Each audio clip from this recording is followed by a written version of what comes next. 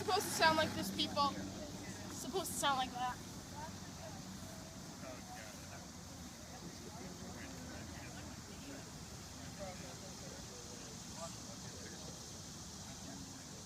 Yeah, just set her down. I am. I'll get the 20 out of the way, Chris.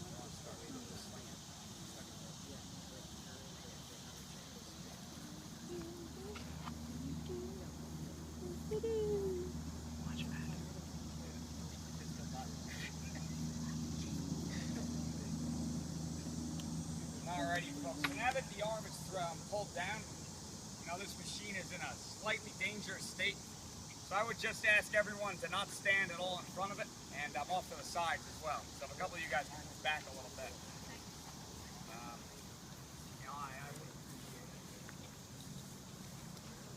The way that this machine works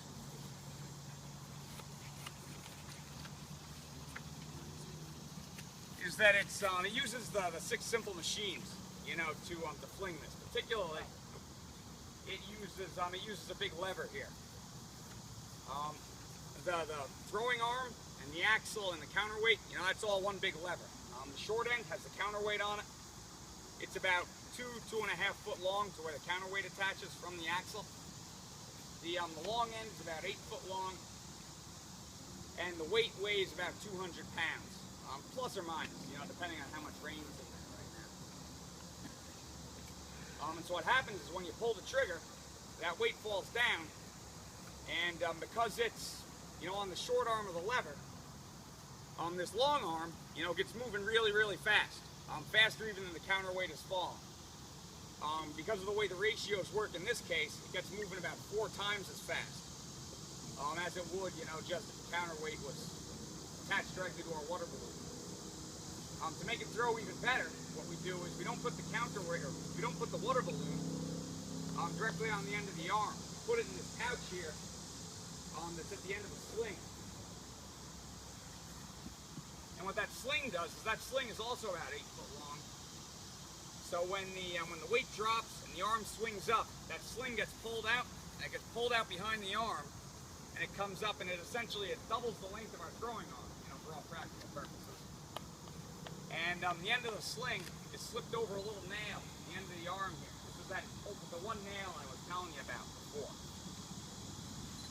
And you can bend that nail up and down a little bit to adjust when it opens up. And when we get to the right angle, that sling, that pouch, pops open, and the water balloon or the rock or whatever it may be goes flying out, hopefully right onto James Hitching's chest.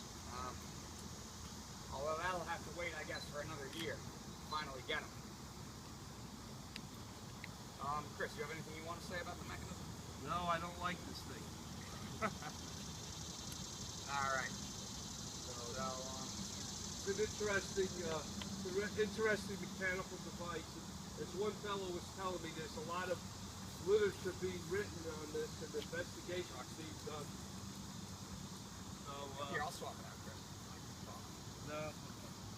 Let's just fire this off and move on. Alrighty. So I don't suppose we have anyone who wants to stand down there where James stands. Target. I'll do it. I got it. If you want to go, it doesn't have to be one guy. It can be all of you. If we hit him, does that count? Carl, if we hit him, does that count?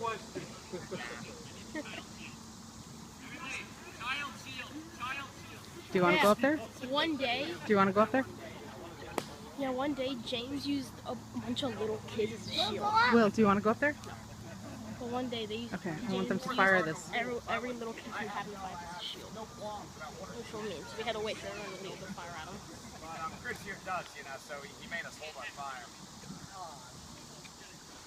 Alright. Are you ready? I think so. You shall not pass! So we have a little trigger here. All I have to do is pull this pin out, and it'll fling the arm out. Alright, ready, fellas? Ready?